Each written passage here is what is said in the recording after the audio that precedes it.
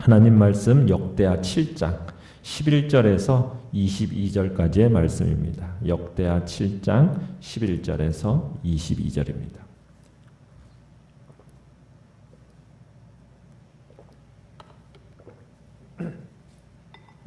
역대하 7장 11절에서 22절까지 우리 한 목소리로 같이 읽겠습니다. 시작. 솔로몬이 여호와의 전과 왕궁을 건축을 마치고 솔로몬의 심중에 여호와의 전과 자기의 궁궐에 그가 이루고자 한 것을 다 형통하게 이루니라. 밤에 여호와께서 솔로몬에게 나타나사 그에게 이르시되 내가 이미 내 기도를 듣고 이곳을 택하여 내게 제사하는 성전을 삼았으니 혹 내가 하늘을 닫고 비를 내리지 아니하거나 혹 메뚜기 뜰에게 소산을 먹게 하거나 혹 전염병이 내 백성 가운데 유행하게 할 때에 내 이름으로 일컫는 내 백성이 그들의 악한 길에서 떠나 스스로 낮추고 기도하여 내 얼굴을 찾으면 내가 하늘에서 듣고 그들의 죄를 사하고 그들의 땅을 고칠지라. 이제 이곳에서 하는 기도에 내가 눈을 들고 귀를 기울이리니 이는 내가 이미 이 성전을 택하고 거룩하게 하여 내 이름을 여기에 영원히 있게 하였음이라. 내 눈과 내 마음이 항상 여기에 있으리라. 내가 만일 내 앞에서 행하기를 내 아버지 다윗이 행한 것과 같이 하여 내가 내게 명령한 모든 것을 행하여 내 율례와 법규를 지키면 내가 내 나라 왕위를 견고하게 하되 전에 내가 내 아버지 다윗과 언약하기를 이스라엘을 다스릴 자가 내게서 끊어지지 아니하리라 한 대로 하리라. 그러나 너희가 만일 돌아서서 내가 너희 앞에 둔 내 율례와 명령을 버리고 가서 다른 신들을 섬겨 그들을 경배하면 내가 너희에게 준 땅에서 그 뿌리를 뽑아내고 내 이름을 위하여 거룩하게 한 이 성전을 내 앞에서 버려 모든 민족 중에 속담거리와 이야기거리가 되게 하리니 이 성전이 비록 높을지라도 그리로 지나가는 자마다 놀라 이르되 여호와께서 무슨 까닭으로 이 땅과 이 성전에 이같이 행하셨는고 하면 대답하기를 그들이 자기 조상들을 애굽 땅에서 인도하여 내신 자기 하나님 여호와를 버리고 다른 신들에게 붙잡혀서 그것들을 경배하여 섬김으로 여호와께서 이 모든 재앙을 그들에게 내리셨다 하리라 하셨더라. 아멘. 오늘 말씀의 제목은 마음의 성전 지키라는 제목으로 말씀을 나눕니다. 솔로몬이 성전을 봉헌한 후에 12절에 보면 하나님이 그에게 나타나셨습니다. 하나님은 먼저 솔로몬이 기도한 대로 성전에 임하실 것을 약속을 하시는데요. 이 성전이 하나님의 전적인 인준을 받았음을 보여주고 있는 겁니다. 12절에 그렇게 끝에 보면은 그렇게 얘기하는 거죠. 이곳을 백성들이 제사를 받으시는 장소로 하나님이 정하셨다는 겁니다. 그리고는 이제 13절부터는 하나님께서 온 이스라엘에게 그리고 솔로몬에게 개인적인 사적인 약속을 하시는 말씀입니다. 그 13절 14절에서 온갖 재앙이 이스라엘에게 닥칠 때 만일 회개하고 하나님께 돌아오면 주님은 그들의 죄를 용서하시고 그들의 땅을 치료하시겠다 이렇게 약속을 주시는데요. 우리가 이 14절 말씀을 잘 보면은 회개가 뭔가 이것을 세 단계로 설명하는 것을 볼 수가 있습니다. 회개의 첫 번째 단계는 뭐냐면 겸손입니다. 겸손. 스스로 낮추고. 두 번째는 뭐냐면 기도를 통해서 하나님을 찾는 겁니다. 그리고 세 번째 단계는 악한 길에서 떠나는 겁니다. 여기서 겸손, 스스로 낮추는 겸손이라는 이 단어는 교만을 버리고 자신을 부인하는, 어떻게 보면 충성심으로 하나님과 그의 뜻에 자신을 복종시키는 것, 이게 겸손입니다. 그리고 여기서 기도라는 것은 어떤 수치심에도 개의치 않고 자신의 죄를 인정하고 하나님의 자비를 간구하는 겁니다. 그러니까 기도하는 사람은 오로지 하나님과 그의 판결을 의지하기 때문에 자기 자신을 높이는 교만이 있을 수가 없는 겁니다.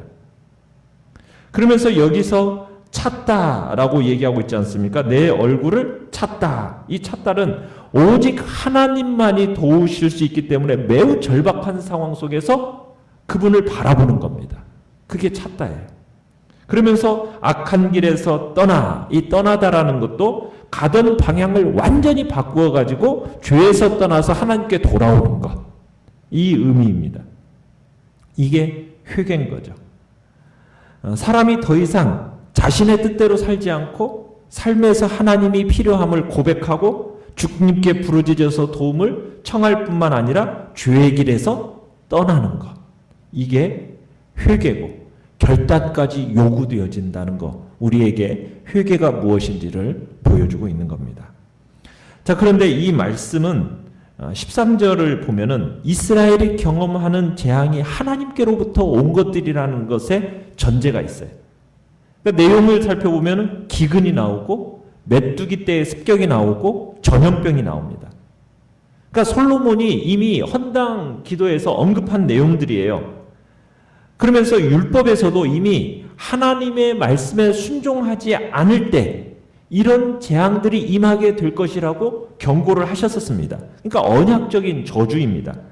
그러니까 하나님은 이스라엘에게 좋은 것만 주시는 분이 아니에요.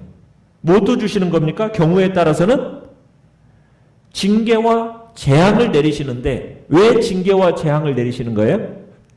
죄의 길에서 돌아서도록 하기 위해서 징계와 재앙을 내리시는 분이십니다. 그러니까 우리가 하나님과의 관계를 맺잖아요. 하나님과 관계를 맺으면은 이 양면성을 의식해야 됩니다. 하나님은 말씀에 순종하면 좋은 것으로 축복하시지만 불순종하면 징계하시면서 치시는 거예요. 이유는 뭡니까? 돌아오도록 하시기 위해서인 거죠. 그 돌아오도록 하시기 위한 하나님의 마음이 뭔지는 아시는 거죠. 사랑이라는 거. 우리는 항상 이 율법의 이 징계의 배후에 있는 하나님의 사랑의 마음을 읽어낼 줄 알아야 합니다. 자, 이스라엘이 회개하고 돌아오면 하나님은 그들이 당면하고 있는 재앙을 제거해 주시는 것이 아니라 거주하는 땅을 고쳐주겠다. 그 14절 끝에 얘기하고 있어요. 그들의 땅을 고칠지라. 재앙을 당장 제거해 주는 것에 초점이 있는 것이 아니라 재앙으로 황폐되어져 있는 땅을 회복시켜 주시는 것. 이게 이제 하나님의 치료하시는 방법입니다. 자, 내용관찰 문제 1번을 보시면 성전에 대한 하나님의 마음은 어떤 것입니까?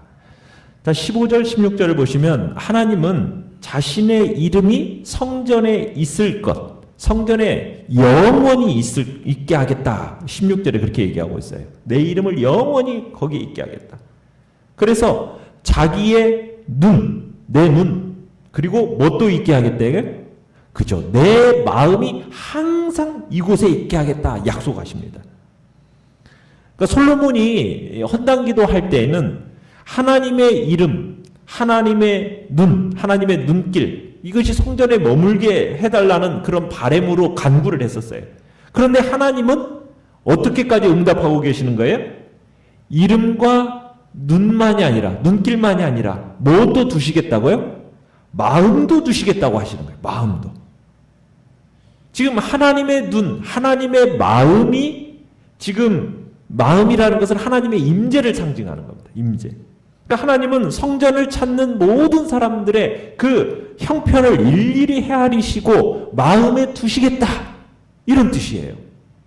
그러니까 이스라엘이 성전을 통해서 하나님의 관심과 하나님의 경청, 이 어떻게 보면은 이 경청을 보장받을 뿐만 아니라 성전에 계신 하나님의 눈이 언제나 어려운 자들을 보살펴 주시고 살펴 주실 것을 지금 약속하고 계시는 거죠.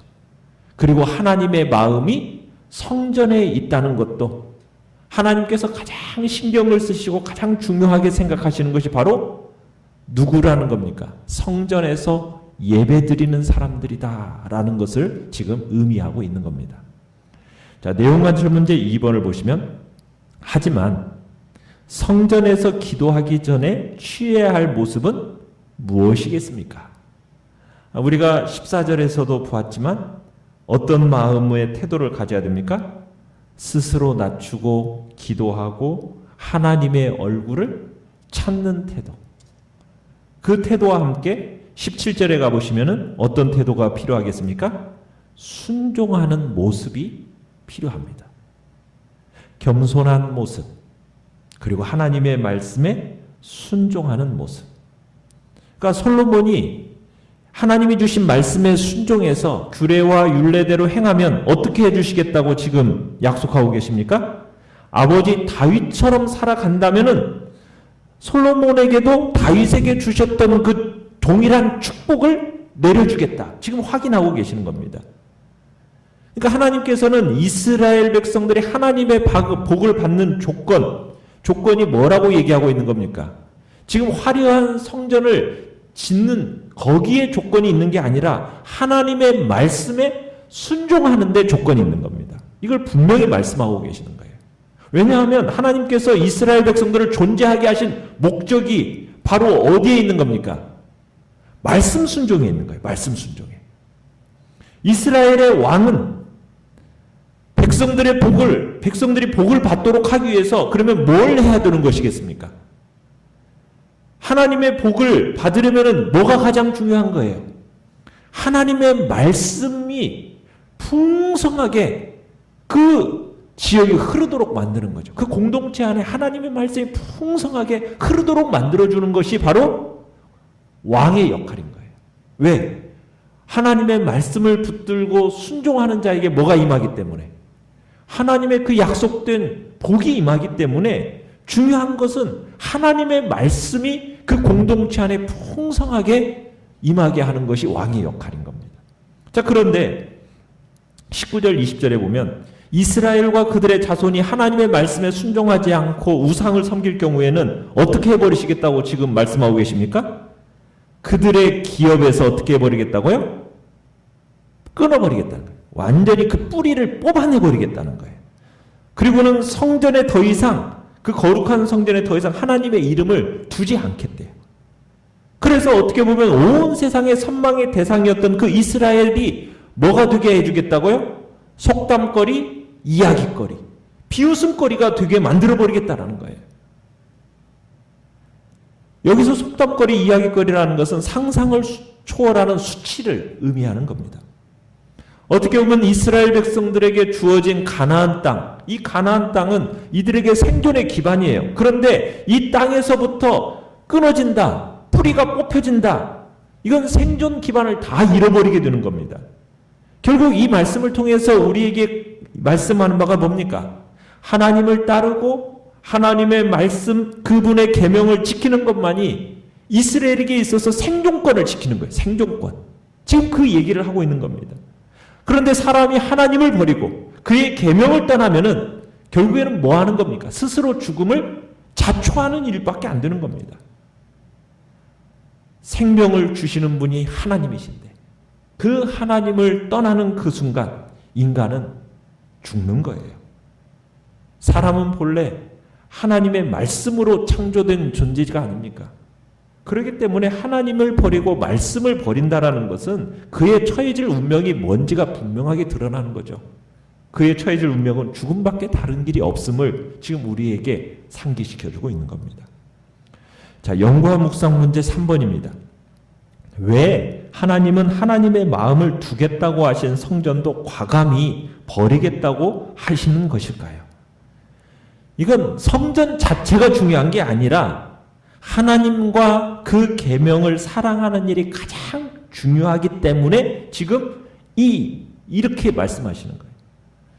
하나님은 물론 솔로몬이 성전을 지은 것을 기뻐하셨어요. 그런데 그 성전 때문에 이스라엘에 하나님이 임하시는 게 아니다라는 것을 지금 분명하게 말씀하고 계시는 겁니다. 솔로몬과 그 백성들은 하나님이 그 이름을 두신 성전에 그 중심을 두셨으니 그 중심을 이제는 거룩하고 진실하게 지켜야 할 그 과제가 남은 거예요. 하나님의 계명에 순종함으로써 지금 이 일이 가능하게 되는 겁니다. 자, 여러분 이제 과거의 이 구약의 성전이 오늘 신약 시대의 성전이 어디에서 이루어졌습니까? 지금 성전이 어디에 있습니까? 무엇이 성전입니까? 성령이 우리 안에 거하심으로 말미암아 우리의 몸이 뭐가 되었습니까? 성전이 되었어요. 성전. 하나님께서 우리 안에 성령을 주심으로 말미암아 우리 몸을 거룩한 성전으로 세워 놓으셨습니다. 자, 그러면 성전된 우리에게서 하나님이 요구하시는 바는 무엇이겠습니까? 하나님의 계명에 순종하는 겁니다. 하나님의 성전을 소유한 우리의 과제는 무엇입니까? 하나님의 말씀을 우리의 마음속에 풍성하게 두어서 그 말씀을 붙들고 순종의 길을 걸어가는 것. 그 가운데 하나님께서 자신을 나타내 보이시고 그 사랑을 우리에게 풍성하게 부어주시는 겁니다. 나의 계명을 지키는 자라야 나를 사랑하는 자니 나를 사랑하는 자는 내 아버지께 사랑을 받을 것이요 나도 그를 사랑하여 그에게 나를 나타내리라. 신앙이라는 것은 하나님과의 서로 사랑을 주고받는 겁니다. 그 관계를 맺어가는 것이 무엇을 통해서 가능하다고요? 하나님께서 우리에게 허락하신 기록된 말씀, 하나님이 주신 우리에게 주신 계명, 그것을 통해서 하나님과의 관계를 맺어가는 것이죠. 느낀 점 4번입니다. 성전 건축은 하나님의 기쁨입니다. 하지만 하나님의 율례와 법규를 따라 행하는 것이 언약의 성취, 징계의 기준이 된다는 것에서 무엇을 느낍니까? 여러분, 아무리 웅장하고 크고 참으로 놀라운 그 성전이 건축되었어도요, 하나님께 봉헌되었다 할지라도요, 건물 자체가 하나님의 축복을 이끌어내는 방편이 될 수는 없다라는 거예요. 이거 우리가 깨달아야 할 내용입니다. 건물 자체가 하나님의 축복을 이끌어내는 게 아니에요. 인간이 하나님께 드릴 수 있는 최고의 선물이라 할 수 있는 이 성전마저도 하나님께서 우리에게 요구하시는 이 순종의 삶을 대신할 수 없다는 겁니다. 순종의 삶을. 제사도 순종을 대신할 수 없다는 것이 사무엘이 사울에게 한 이야기지 않습니까? 하나님은 예배장의 건물, 이 건물이 아니라 영과 진리로 드려지는 예배자를 찾으시는 거예요. 어떤 큰 업적보다도 마음과 뜻을 다해서 주의 계명에 순종하는 자를 찾고 계시는 겁니다. 하나님은 지금 우리에게서 무엇을 찾고 계시는가? 그 우선과 가치관, 이거 혼동하지 말아야 돼요. 우리 인간은 자꾸 보이는 건물에다가 마음을 쏟아요. 그런데 그렇지가 않아요. 하나님은 우리의 중심을 보시고 영이신 하나님은 예배하는 자, 어떻게 예배하는 자요? 영과 진리로 예배하는 자를 찾으시는 거거든요. 하나님의 진리의 말씀, 그분의 복된 말씀을 사랑하고 그 말씀을 붙들고 순종하는 자를 찾고 계시는 거예요. 그리고 그곳에 하나님의 임재를 충만하게 부어주신다라는 것이 하나님께서 지금 우리에게 하고 계시는 말씀인 겁니다. 우리는 그저 복된 과거, 화려한 현재, 이게 밝은 미래를 보장하지 않는다라는 것을 우리는 여기서 다시 한번 느끼는 거예요. 과거의 신앙이 중요한 게 아닙니다. 하나님 앞에서 오늘, 지금 나의 모습이 어떠한지를 요구하고 계시는 거예요. 우리가 잘못하면 과거에 그 화려했던 그 모습만을 자꾸 회상하면서 그렇게 신앙생활을 하시는 분들이 많아요. 그렇게 살아가면 안 됩니다. 우리는 날마다 새롭게 하나님 앞에서 새로운 말씀, 새로운 마음으로 우리는 순종자의 자세로 나아가는 것을 주님은 우리에게 기대하고 계신다라는 것.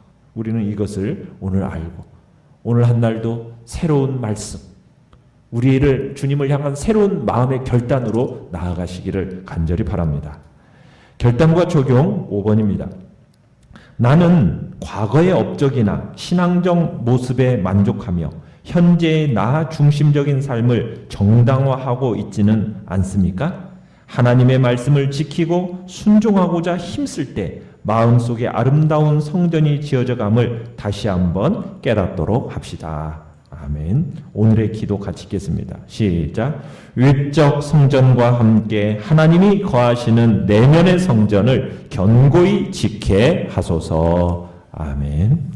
말씀을 생각하면서 기도하시고 연약한 우리의 지체들을 위해서 기도해 주시며 코로나19 바이러스가 잠잠해지는 은혜를 구하고 또 그런 가운데 하나님이 다시 오실 주님의 재림의 날을 사모함으로 우리가 또 준비하며 경성하며 깨어있는 복된 믿음의 삶을 살아가도록 주여 3번 부르짖며 나아갑니다. 주